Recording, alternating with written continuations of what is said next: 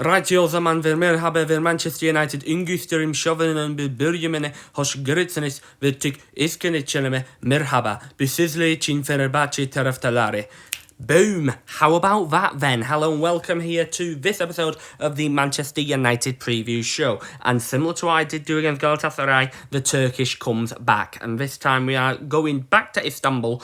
However, we are going to the Asian side of facing Fenerbahçe. And ironically about this fixture is it's JOSÉ Mourinho who's managing Fenerbahçe, our former manager, and our former manager that lifted the UEFA Europa League and who also beat Fenerbahçe en route to that Europa League title. So it should be interesting, this game. Should be very, very interesting for me, for Fenerbahçe, for all of the fans watching this. I am sure this game will be very interesting indeed. But just like that then, let's get straight underway and let's go to the Ülke Stadyumu for today's match. So here we are then here at the Ülke Stadyumu, or in other words, the Turku Sarakoglu Stadium in Istanbul, for today's game between Fenerbahçe and Manchester United. And well, this is a game that I'm sure most Manchester United fans will be looking forward to, and this was probably the one that they labelled to think, this is the game. This is the game. Forget all the others, this is the game. Jose Mourinho versus Manchester United, this is the game. And to be honest, for me, it kind of is, because Fenerbahçe, we've beaten them, we've beat them, but United always struggle when we play in Turkey. We always have struggled. And I said this in the Galatasaray one last year. We always struggle, Manchester United always struggle against a team that plays in Turkey. Obviously, Galatasaray, when we played them last year, we drew 3-3, although we were cruising 3-1 against Istanbul Başakşehir. We got battered that game, and frankly, Demba Ba scored, which, well, says it all, really. So, and even our best sides, when you had the likes of Alex Ferguson's side going to the Ali Sami Yen facing like Galatasaray, we always lost there. So Turkey is a dangerous place for Manchester United, and here at the Ülke Stadyumu, it definitely is. The last time we did play Fenerbahçe was all the way back in 2016 in the UEFA Europa League when we did win it. They lost 4-1 away, but we lost at Fenerbahçe 2-1. We lost there, and that was most known of a Djibril wonder goal. That's all I remember from it. That absolute wonder goal there from Musa So, to make it. I believe I was 1-0 Fenerbahçe. I'm not too sure when we did that, but yeah, we lost that game, and because of that loss, Fenerbahçe did end up topping that group in the Europa League. So hey-oh, all I can really say is we won the Europa League then. But yeah, Fenerbahçe, it's a tough place. It's a tough place, and especially at Fenerbahçe. The two times that we have been to the Ülke Stadyumu, like I did say, we lost 2-1 there to Fenerbahçe in 2016, and we did lose 3-0 in the Champions League. So we haven't won here. Simple as that. We haven't won here. And Fenerbahçe will know that. And the fact that we are very brittle, Fenerbahçe will also fancy. Because, well, it's for Fenerbahçe, they think, hang on a minute, we are facing one of the worst Manchester United teams that have probably ever come here. We can exploit that. I mean, Jose Mourinho will want to finish Erik ten Hag. It's simple. Jose Mourinho will want to finish him. And if there's one place where I think Jose Mourinho can get the edge over Erik ten Hag and get a very good performance, it's here at the Ülke Stadyumu. So I do think Fenerbahçe will try and exploit that, but, well, who knows? The likes of Fred and Amrabat that plays for these lot, will they create? Who knows? But while we're here, let's have a look at the fact file there for today's opponents of Fenerbahçe. So while I'm here, let's have a look at the fact file there for Fenerbahçe SK, our opponents of the day. So they are from Turkey, obviously, as we do know, they are rivals with Galatasaray. You obviously know the Fenerbahçe v Galatasaray rivalry is the biggest rivalry in Turkey. And yeah, that's all I can say. Turkish fans, obviously fanatic, they will make a noise against Manchester United. The honours, they have won 19 Super Leagues, which is basically the equivalent there of their own league. However, the last time they did win the Super League was in 2013-14. Previous winners, obviously, after Fenerbahçe were Galatasaray, Beşiktaş, Trabzonspor, Istanbul, Başakşehir. So they were the last time, they were the 4 teams that have won the Turkish league after Fenerbahçe did in 2013-14. So that is why we brought in José Mourinho, the fact that they thought, do you know what, this is our time to win the Super League. And the fact that they did lose to Galatasaray recently does not help their quest to win that league. But, you know, it's José Mourinho, anything can really happen. They have won the Turkish Cup there 7 times. Türkiye Kupası, they've won that 7 times. And I think the last time they did win that was 2 years ago, I believe. And they have won the Super Cup 8 times. The nickname there for Fenerbahçe, I think this is the first one that we've got, which is actually in their own language, is Sarı Kanaryalar, which doesn't mean the yellow canaries, or in other words, they do like to be called Fener. I do know a lot of Fenerbahçe songs that do have the word Fener in it, which, well, obviously refers to Fenerbahçe, the club. The league position, they are 14th as I'm recording this. They've won 1, drawn 1, but they haven't lost 1, so that for José Mourinho will be impressive. However, Manchester United are also the same. We haven't lost a game in the Europa League. We've drawn twice. It really feels like we've lost games, but we haven't. We haven't lost a game, so we are similar to Fenerbahçe in that case. And they have done the exact opposite as FC Porto did do last time out. They have scored 3, but conceded 2. Obviously, they do have a goal difference there of +1, and they do have 4 points in their place. So they are in the playoff places as it stands there for Fenerbahçe. That is where they will want to be. If they want to be optimistic, they will want to qualify to the knockout rounds. The manager, like I said, the manager that is, well, most known there in Premier League history and is probably most known in the entire Europa League this season, Mr. José Mourinho. Obviously, he was our manager a couple of seasons ago. He lifted that Europa League title in 2016-17 by beating Ajax there by 2-0 in Stockholm. So, yeah, he's in Manchester United history, José Mourinho, so he can't complain. The best player, now I have done 2 best players in specific because one of them did used to play for Manchester United. And, well, I still love him now. Dusan Tadic was one that Erik ten Hag loved. Apparently, he was his favourite player. One of Erik ten Hag's favourite players he did used to manage at Ajax was Dusan Tadic. Dusan Tadic was at Ajax there for a couple of years, so he would have known what it was like to manage under Erik ten Hag. Similar there to the next player, Fred. Now, Fred played at Manchester United a lot longer, and Dusan Tadic never played for United, but Fred has been at Manchester United for a long time. I think he's been there for like 5 or 6 years. And when José Mourinho actually came and when José Mourinho was managing, he were a bit thingy about it. He were like, they didn't actually get on, José Mourinho and Fred at Manchester United. And then José Mourinho came to Fenerbahçe and now Fred's there. And he's made Fred a good player. I mean, a couple of weeks ago he scored a hat-trick. Fred, hat-trick. That doesn't combine in the same sentence, but it has today. Fred scored a hat-trick, I believe, against Çaykur Rizespor to make that 5-0, I believe. So, yeah, Fred tearing teams apart again. The stadium there, like I did say, is the Turku Sarıkoglu Stadium in Istanbul. This stadium is in the Asian side, however. Obviously, Galatasaray was in the European side when I did feature about them. This time, the Turku Sarıkoglu is located in Asia, so we are actually playing in a different continent today, unlike when we were there last year. And the capacity there of this stadium is 47,544. So it's a bit smaller than the Estadio do Dragão, obviously, that we did have before. José Mourinho, he is a legend at Porto. He won the Champions League with FC Porto. That is how, obviously, most Portuguese fans know José Mourinho of. So, yeah, altogether, it links towards everything, in my opinion. It does have some very good links. But just like that, then, that is the fact valve there for today's opponents, Fenerbahçe SK. So right here is the travelling squad which Erik ten Hag has picked to take to Istanbul for today's game. So the goalkeepers he has brought is Altay Bayindir, Tom Heaton and Andre Onana.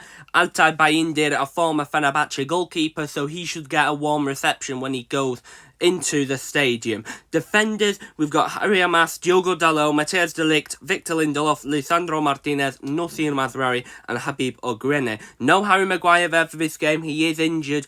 The player saved his job arguably. He was the man that saved Erik ten Hag's job against FC Porto when he scored that last-minute goal. He's not in his squad, so he will have to pick another person. He'll have to rely on another person to potentially save his job. Then midfielders. See, the midfielders is what I'm struggling with the most for this game. Casemiro, Christian Eriksen, Manuel Ugarte. They're not great midfielders. They're not great. Obviously, Bruno Fernandes got suspended, so that is why he's not going into this game. I think he will be one huge loss. I do. I think he will be one massive loss there for Manchester United. He is a player that, well, when he plays well, we play well. And without him actually playing in the team, I think that will affect us massively going into this game. I mean, Manuel Ugarte, he could potentially be the number 10. Joshua Zirkzee, I've heard rumours, could potentially be number 10. But yeah, I think we will miss Bruno massively. And I think a midfield of Casemiro and Eriksen, or Casemiro and Ugarte, doesn't really bode well for us. Forward lines, we've got Amad, Anthony, Alejandro Garnacho, Rasmus Højlund, Marcus Rashford, Ethan Wheatley and Joshua Zirkzee. Now, that is an alright forward line. That is okay there for forwards. I mean, you've got Garnacho, Højlund and Rashford that, for my opinion, will most likely play. Possibly Amad, but I'm not too sure. All I know is the defenders will have to have a tough time facing Alan Saint-Maximin, that's for sure. Because he has tortured us for years for Newcastle. When he has played for Newcastle United, he has tortured us. Now, I'm not sure how he will be there for Fenerbahçe. I don't really know much of him as a Fenerbahçe player. But all I do know is he's dangerous. He's a dangerous player that can come and score goals. And he will be a player, I'm sure of, that will give us a bit of problems. Will give either Dalot or Mazraoui some problems. But either way, this is a 20-man squad that Erik ten Hag has decided to take to Turkey. Is it good? Is it bad? Well, I'm not really sure. We'll just have to see how the game goes. So while we're here, let's have a look at Fenerbahçe's dangerous plays. Who can be a player that will be influential there in this game? And one, obviously, what I am looking for is the one at the far right there, Alan Saint-Maximin. We know how much of a threat he can be. Obviously, when he did play in the Premier League for Newcastle United, he was dangerous on the ball. With his pace, with his strength, with his finishing. He was one deadly player to go up against. So I'm sure Manchester United defenders will struggle having to try and mark him all day. Another key player, Dominik Livakovic, the goalkeeper there for Fenerbahçe. He obviously in the 2022 World Cup, influential player there for Croatia in the World Cup games. And the fact that he did play there for Dinamo Zagreb, that, well, shows that Dinamo Zagreb did not want to get rid of him until Fenerbahçe thought, do you know what, we are going to buy him. And I think that was a brilliant buy what they did do, because Dominik Livakovic is one brilliant goalkeeper. He's a fantastic goalkeeper, and I'm surprised Dominik Livakovic did not get his move all the way back in 2022. Another key player standing next to him, Edin Dzeko, 38 years old, and he's still banging them in. I mean, he is a Manchester City striker, and when he did play for Manchester City, he scored goals. When he's played for Inter Milan, he scored goals. When he's playing for Fenerbahçe, he is scoring goals. So he will be a threat there for, I'm sure he will be a threat for Fenerbahçe against Manchester United. Another key player there, Çağlar Soyuncu, a key defender for Fenerbahçe, and well, he's a defender that I've obviously heard of, and I obviously know of, based on when he played for Leicester City. He was a good defender. In the Europa Conference League, in Europe, he was a pivotal defender there for Leicester City, trying to mark them out. A last player there that I will say, Dusan Tadic. Right there. The former Southampton and Ajax midfielder. He knows how to play with Erik ten Hag. He was a player under Erik ten Hag with Ajax and might have been FC Twente too. But yeah, he's a key player for Fenerbahçe. He is a key player. He can be the one that can influence a game against Samsunspor, assist and a goal. Again, during Dusan Tadic's last season, 24 goals and assists last season. That just shows how good and how impactful of a player Dusan Tadic can really be. Then the man beside him, Sebastian Szymanski, he is an influential player for Poland too. He is a player that can impact a game, and I'm sure he will do that with ease for the Fenerbahçe. So there you go. There is like a little get to know Fenerbahçe players and to see which players can influence this game. So just like that, this is my predicted lineup for the game against Fenerbahçe. So I am going to go there for Andre Onana in goal, which is a little bit predictable. Then the back four, I'm going to go for a typical Manchester United back four of Diogo Dalot, Matthijs de Ligt, Martinez and Noussair Mazraoui. I think it would have been a little bit better, I think, if Harry Maguire and Johnny Evans were fit, because I do think they would have played. I think Harry Maguire and Johnny Evans would have played in this game. However, they are both injured. They both haven't travelled. Well, Johnny Evans was supposed to, but he did get a little knock in training, so he hasn't travelled to Istanbul. So I think it will be this for De Ligt and Martinez, an absolute shocker last game against FC Porto. So hopefully for them two, they can fix that and become a lot better. Then I'm going to go there for the midfielders, Christian Eriksen, Manuel Ugarte and Joshua Zirkzee.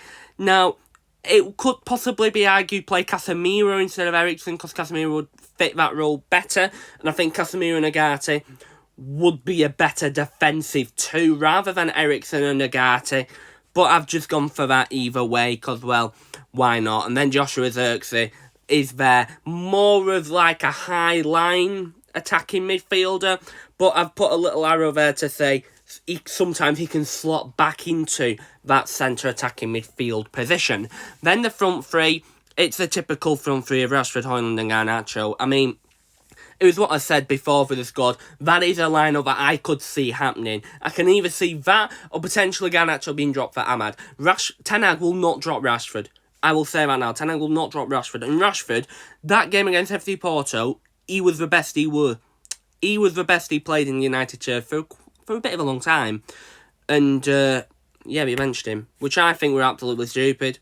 But, you know, it's what it is. I'm sure Ten Hag won't make that mistake. Will he now? So, yeah, I think Rashford has to play. He can get something out of that Fenerbahçe defence. I think, Marcus Rashford. I mean, the defence of Fenerbahçe is Mert Mulder, Alexander Ojukwu, Çağlar Söyüncü and Jadon Oosterwolde. Now, that isn't a great defence. Their attack is alright, Saint-Maximin, Szymanski, Tadic and Dzeko, but the defence isn't that great. So I think if Rashford can exploit that, I think the standout name is probably Çağlar Söyüncü, who used to play for Leicester. But I think take him out and Rashford will have a good game. Rasmus Højlund, he can get clinical, he can score goals. Alejandro Garnacho, he is similar to Rashford, he can run at players. And I think Garnacho will be up against Mert Mulder this game. He can get the best out of Mert Mulder. I'm sure that. He can get the best out of Mert Mulder, but who knows? Who knows what can happen? But all I know is this is my Manchester United custom lineup for this game against Fenerbahçe. Will it work? It might not do, but I think this is the best lineup Manchester United could possibly use for the game. You've got to know the players. You've got to know the teams. Now, let's get to know what score I think this game will be. Now, this will be a very, very tough game for Manchester United. I mean, it always is going to Turkey. The Sir Alex Ferguson side, what I did mention before. Sir Alex Ferguson's side, going to the Adi Semi-Yen, facing Galatasaray, a team that they would think they would win easy. They did not. That should show you that no matter how confident you are in the head, going to Turkey, your confidence will go. This will be a 50-50 game, and it is because of the crowd. If this game were at Old Trafford, I would be leaning towards the Manchester United win. However, here at the Turku Sarıkoglu Stadium, or as I like to call it, the Ülke Stadyumu, this game is now a 50-50 game. Because the crowd of Fenerbahçe will determine this result, I'm sure. Now, the Fenerbahçe crowd are hyped up for this game. Obviously, it's massive when a team like Manchester United comes to Turkey. Not a lot of sides like that calibre go to Turkey to face a game. Now, that for Fenerbahçe is absolutely massive. Now, Fenerbahçe don't really have... They've not got the level as Galatasaray have in the terms of, well, bringing in players, in the terms of playing big, high-quality teams. But Fenerbahçe have that sense of belief in Turkey. They are, obviously, the second supported club in Turkey, following Galatasaray. So, Fenerbahçe fans, this will be an experience, and this will be, I'm sure, one game to remember for Fenerbahçe. That is why, scoring-wise, I do not think we will win this game, because the crowd will be up for it. Fenerbahçe, JOSÉ Mourinho, knowing Mourinho, he will hype up that Turkish crowd, which will put us, Manchester United fans, and Manchester United in a bit of a sticky situation to try and win this game. And I just think with Mourinho's mind games, with the crowd, I don't think we'll be handling it. We are brittle. Manchester United are brittle when it comes to having a very big and very hostile crowd. And going to Turkey is the least. We're going to Turkey is what the most of Euro is, more or less, if you want to win a game with a hostile crowd. And I just don't think we will. I think the midfield is a struggle. And I think the forward line can be a struggle if we do not score any goals. So that is why I'm going to say 3-1 win with Fenerbahçe. I think Fenerbahçe, they will get under our skin. And they will do that perfectly. And I do think a goal for Edin Dzeko, it's bound for him a goal. And do you know what? Why not to silver the runes? Fred will get a goal. Fred will score. And I'm going to say Sebastian Szymanski will get another one there for Fenerbahçe. One for Manchester United, I do think Rasmus Højlund will score because he looks like he's getting a bit of form on. But still, that is what I think it will be. I don't think we will have enough to beat this Fenerbahçe side away in Turkey. So just like that then, I will get going. So if you did like that video, if you do say something, it really mean a lot to me, but you don't have to. As I shall go, see you soon, stay safe. I'll be talking to you a lot then in the next one. See ya, and bye-bye.